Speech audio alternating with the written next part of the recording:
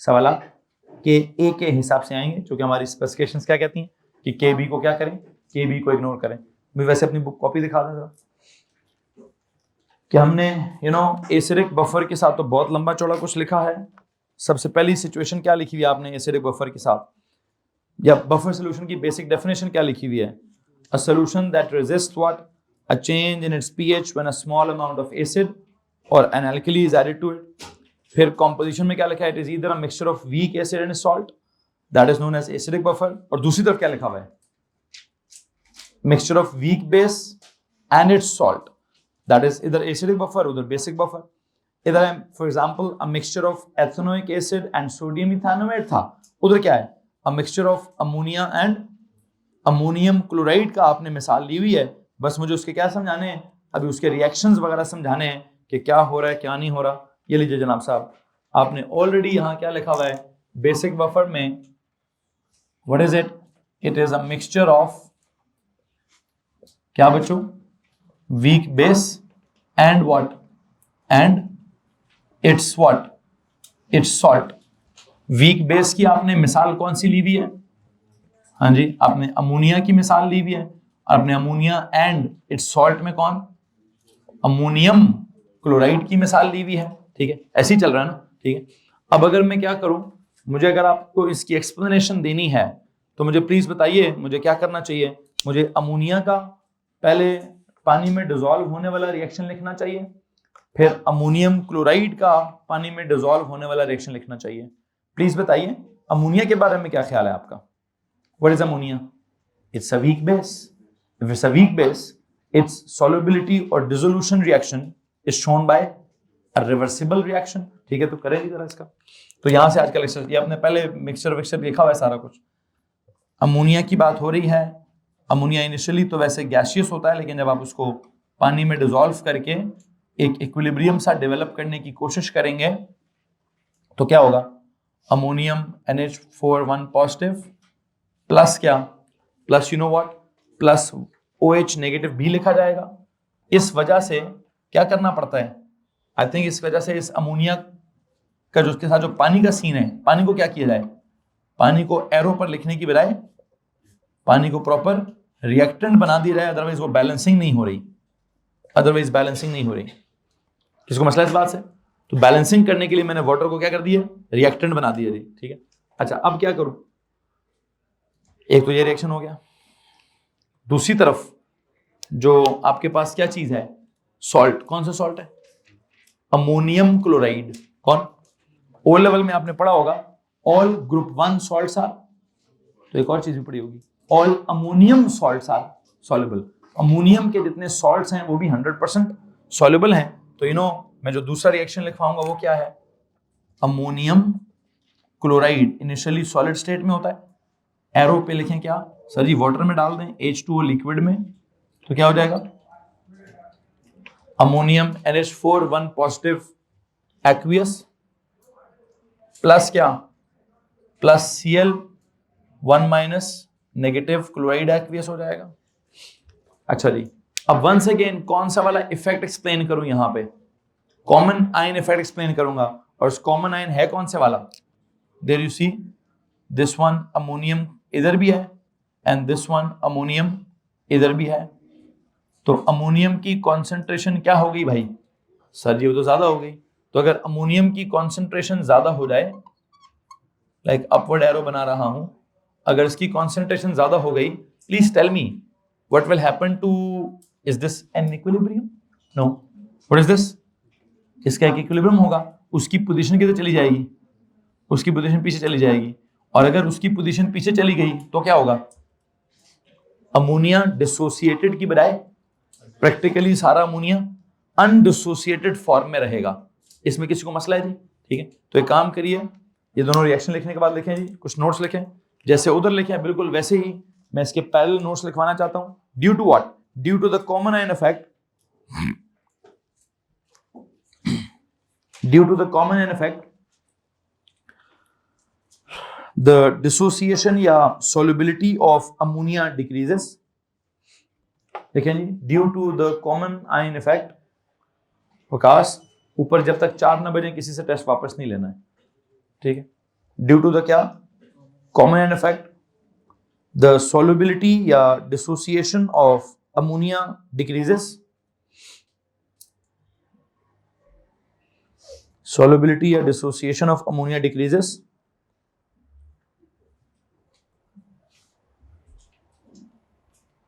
and we can say that the solution contains, and we can say that the solution contains ammonia as what? We can say that the solution contains ammonia as undissociated molecules. We can say that the solution contains ammonia practically as undissociated molecules. We can say that the solution contains ammonia practically as what? Practically as undissociated molecules. Undissociated molecules. लो जनाब, ये उधर भी हमने इसी तरह का कुछ जुमला लिखा हुआ था कि वहां पे भी एथेनोइक एसिड की डिसोल्यूशन या सॉल्युबिलिटी डिक्रीज हुई थी और क्या हुआ था, क्या बोलते हैं, अनडिसोसिएट फॉर्म में एथेनोइक एसिड रहता था। सो इसका मतलब क्या हुआ, इधर भी एक्टिव इंग्रेडिएंट्स क्या हो गए, बताएं जनाब साहब। इस रिएक्शन में से तो सारा पीछे आ गया, तो अमोनिया आ जाएगा इधर से अनडिसोसिएटेड, और ये सारे का सारा उधर है, ये सारे का सारा उस तरफ को है, तो ये किधर होगा, इस शक्ल में डिसोसिएटेड। तो क्या मैं कह सकता हूं कि the active ingredients of this solution are, देखिए जी, hence the active ingredients of this solution are, अगला जुमला लिखिए जी, hence the active ingredients of this solution are, क्या जनाब, क्या है जी, बताइए प्लीज, आ जाए। इस पूरे मिक्सचर में एक्टिव इंग्रेडिएंट्स क्या हैं, undissociated form of ammonia, undissociated form of क्या, अमोनिया, एंड क्या बच्चों, एंड क्या, and dissociated form of ammonium salt. पहले क्या लिखा है, डिसोसिएटेड फॉर्म ऑफ क्या, अमोनिया, सॉरी ये क्या, अनडिसोसिएटेड फॉर्म ऑफ क्या, अमोनिया, और डिसोसिएटेड फॉर्म ऑफ क्या, अमोनियम क्लोराइड या अमोनियम सॉल्ट, अमोनियम क्लोराइड या ammonium salt.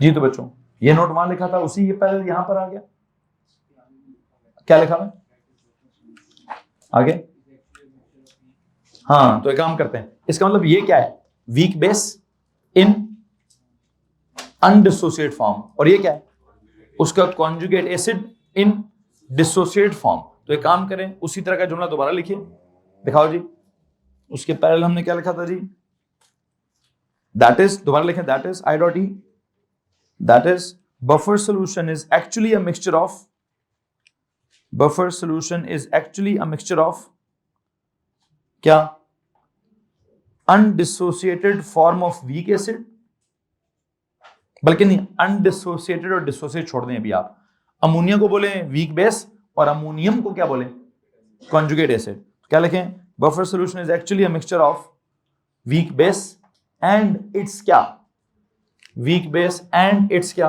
It's conjugate acid.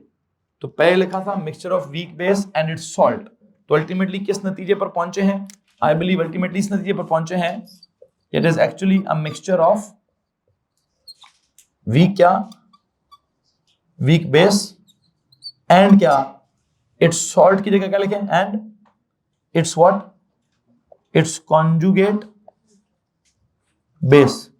और हाँ, एक बात याद रखने वाली है कि जो वीक बेस है वो किस शक्ल में है, ज्यादा अनडिसोसिएटेड शक्ल में, और जो कॉन्जुगेट बेस है वो किस शक्ल में है, डिसोसिएटेड शक्ल में। और ऑलमोस्ट वही बात है जो आपने एसिडिक बफर के साथ पढ़ी है, कुछ नया नहीं पढ़ा रहा, सिर्फ क्या कर रहा हूं, सिर्फ एग्जांपल वहां एसिडिक मिक्सचर की चल रही है, यहां बेसिक मिक्सचर की चल रही है, ठीक है जी, पूछे बेटा,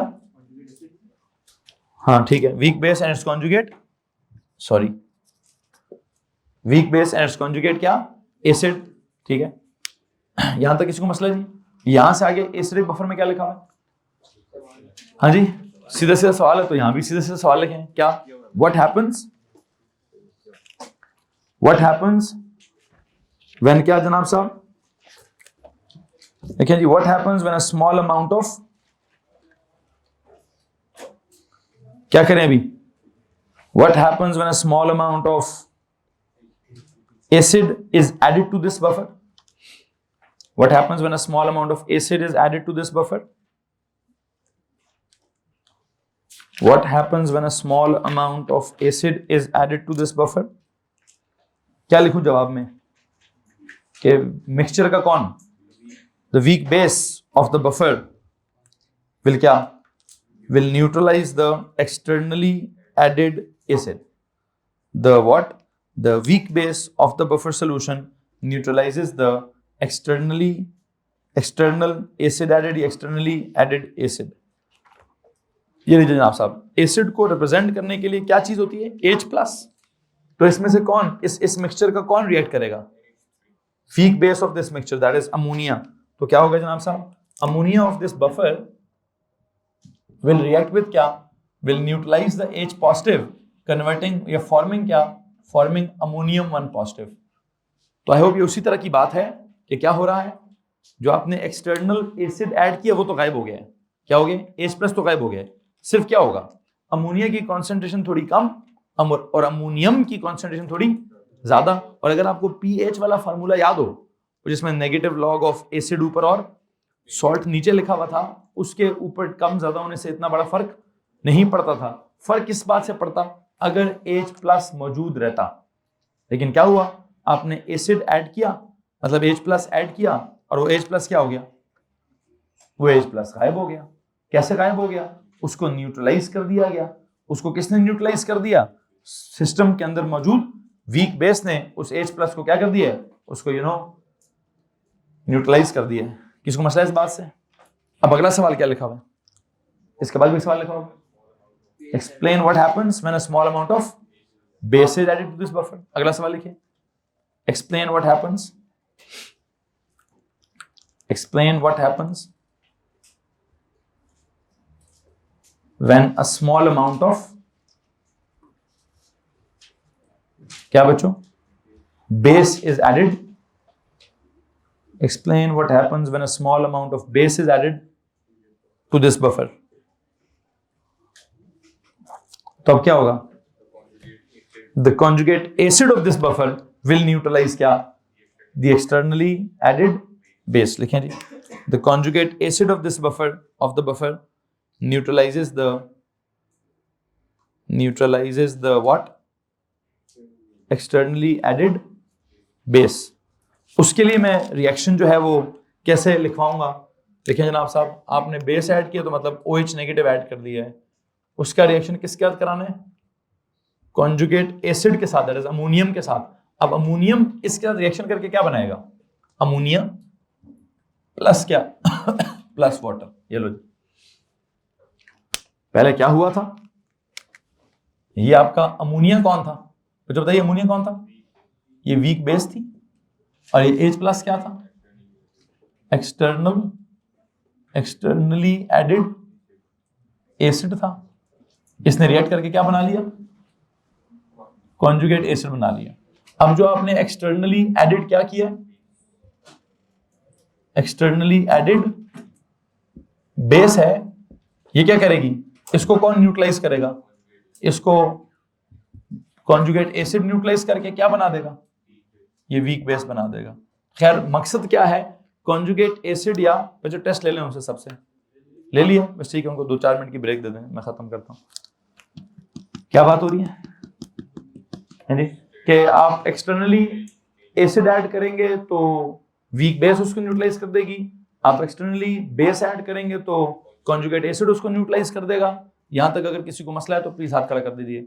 हैं जी, सो H+ और OH नेगेटिव तो गायब हो जाएंगे, सिर्फ क्या होगा, या अमोनिया कम अमोनियम ज्यादा, या अमोनियम कम तो अमोनिया ज्यादा. उसके कम ज्यादा होने से पीएच ऑफ द सोल्यूशन पे इतना ज्यादा फर्क नहीं पड़ता. यहां तक किसी को परेशानी है जी. तो आई बिलीव इन दोनों रिएक्शन से क्या साबित हो रहा है कि जो भी आप एसिड डालें, जो भी आप एल्कली डालें, क्या हो जाता है, उसको उसकी वजह से पीएच को चेंज होने नहीं दिया जाता, बल्कि H+ को गायब कर दिया जाता है या OH नेगेटिव को गायब कर दिया जाता है, पीएच चेंज होने नहीं दिया जाता. तो आई थिंक इससे अगली बात क्या लिखेंगे, इसका पीएच निकालने का क्या तरीका होगा. हेडिंग दीजिए, pH of buffer, pH of basic buffer. Basic buffer का पीएच निकालने का क्या फॉर्मूला है, इसको मैं ड्राइव श्राइव नहीं कराऊंगा, ठीक है। PH of basic buffer,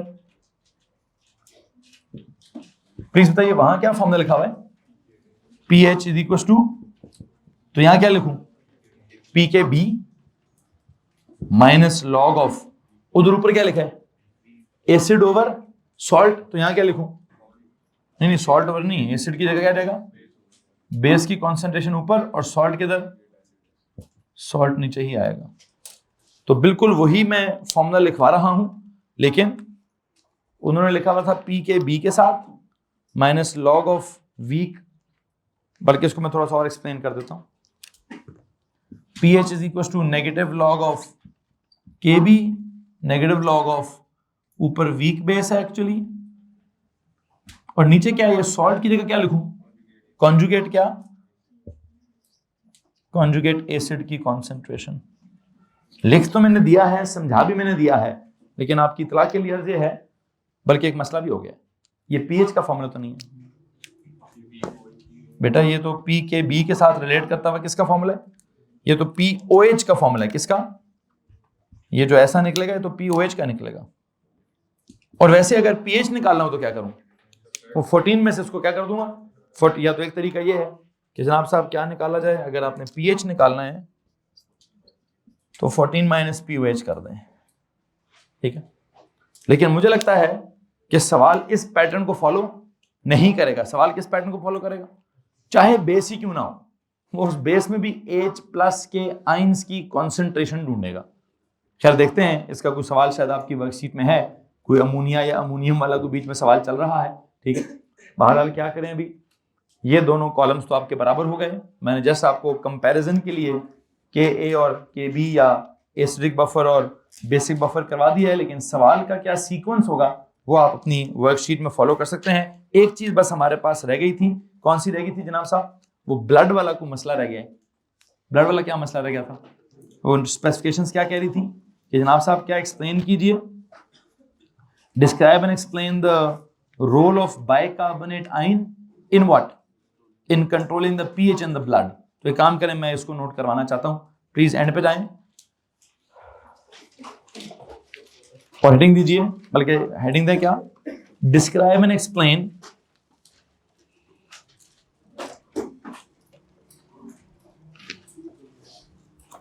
describe and explain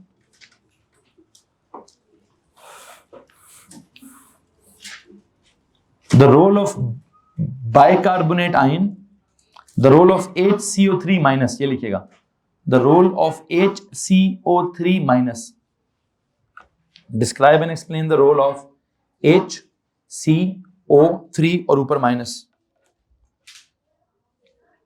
in controlling the pH, in controlling the pH, in controlling pH in the blood, in controlling the pH of the blood या in controlling the pH in the blood, in controlling the pH in the blood या in controlling the pH of the blood, जो मर्जी in off जो मर्जी कर दें जी। तो जनाब साहब आई थिंक इसने तो सिर्फ कार्बोनिक मतलब ये HCO3 नेगेटिव का जिक्र किया है, it's not just HCO3 there, I believe there is carbonic acid भी है, ठीक है।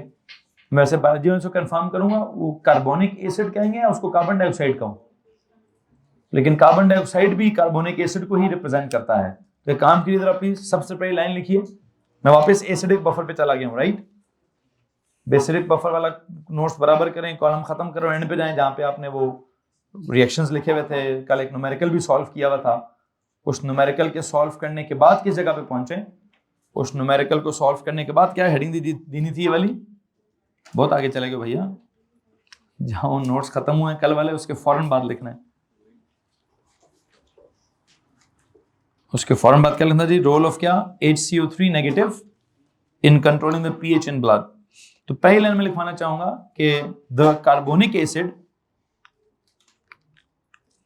बफर में दो चीजें होती हैं ना, मतलब एक अगर एसिडिक बफर है तो एक वीक एसिड होगा और उसका कॉन्जुगेट बेस होगा। तो आई थिंक इस वक्त ब्लड में कौन कौन है, लेकिन the carbonic acid and the hydrogen carbonate ions, carbonic acid and the hydrogen carbonate ions are the active ingredients are the active ingredients carbonic acid and hydrogen carbonate ions.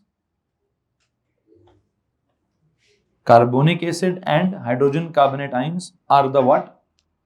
Are the active ingredients of the buffer in the blood.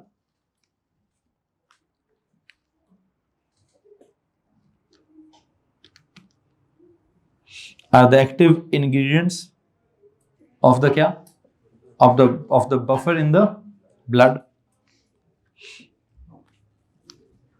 अच्छा, किस किस का जिक्र किया मैंने? एक जिक्र किया जनाब साहब ये कार्बोनिक एसिड का, और दूसरा जिक्र किसका किया? हाइड्रोजन कार्बोनेट आयंस का. What is the formula of carbonic acid? H2CO3. And what is this hydrogen carbonate? HCO3 1 minus. वैसे अगर मैं आपसे पूछूं तो please tell me, can you please tell me कि ये H2CO3 को क्या बोलूं? Weak acid. उसके बारे में क्या ख्याल है? इसके हिसाब से वो क्या बनता है? इसके हिसाब से वो इसका कॉन्जुगेट बेस बनता है या नहीं? कैसे बनता है वैसे? सर अगर उसी को पानी में डाल दें, उसी को पानी में डाल दो, क्या निकलेगा उसमें से? एक उसमें से H प्लस निकलेगा, एक उसमें से, मतलब मैं अगर इसका वो बनाना चाहूं, क्या बनाना चाहूं जी? अगर मैं इसको पानी में डालना चाहूं तो एक ये निकलेगा और क्या निकलेगा? H प्लस, है जी. तो अगर उसको आप वीक एसिड कहते हैं तो उसको क्या कहूं? इसको मसला इस बात से. अब सिर्फ आपने मुझे एक बात बतानी है कि रजी अगर मैं कहूं ये भी चीज मौजूद है और वो भी चीज मौजूद है, कौन कौन मौजूद है आपके बफर में? वीक एसिड के तौर पर ये मौजूद है और कॉन्जुगेट एसिड के तौर पर ये मौजूद है. अगर स्मॉल अमाउंट ऑफ एसिड डालेंगे तो ये रिएक्ट कर जाएगा, अगर स्मॉल अमाउंट ऑफ एल्की डालेंगे तो ये रिएक्ट कर जाएगा. ये दो रिएक्शंस अपने पेपर में हमने लिखने होते हैं. क्या करें जनाब साहब? सवाल लिखिए. वही दो सवाल लिखेंगे हम. What happens when a small amount of acid is added to the blood? What happens when a small amount of acid is added to blood?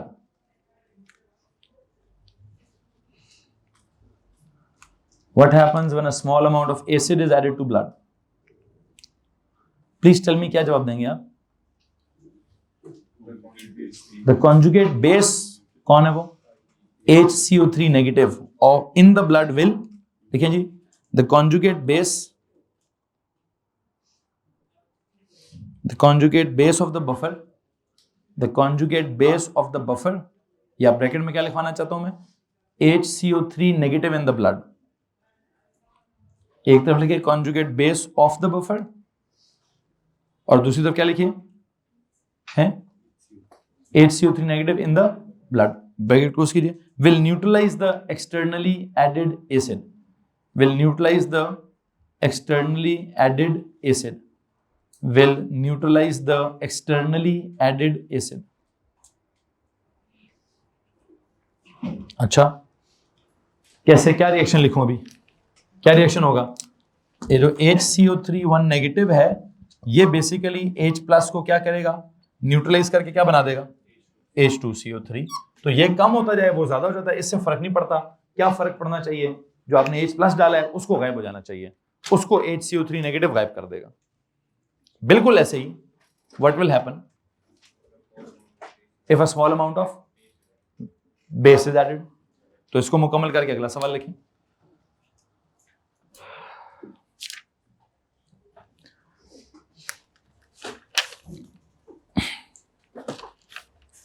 What happens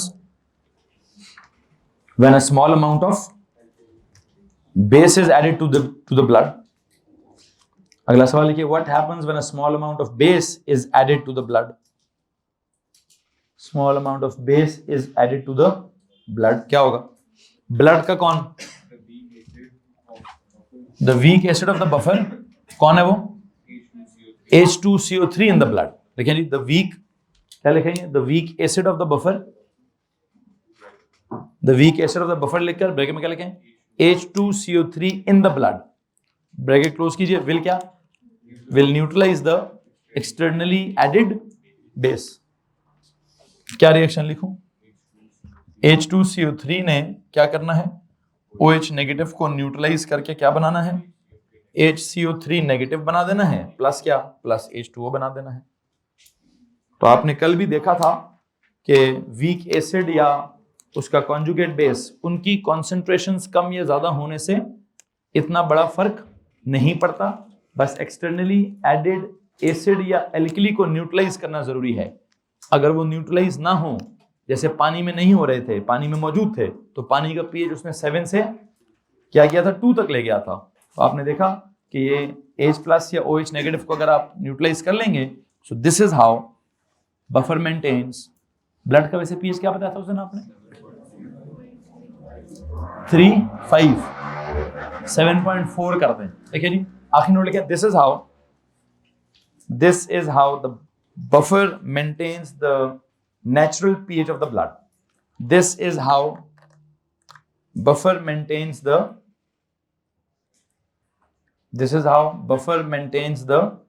natural pH of the blood. Nimra साहब लिखना भी है।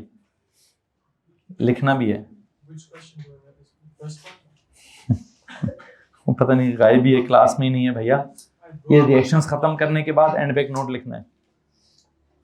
क्या note लिखा है भाई?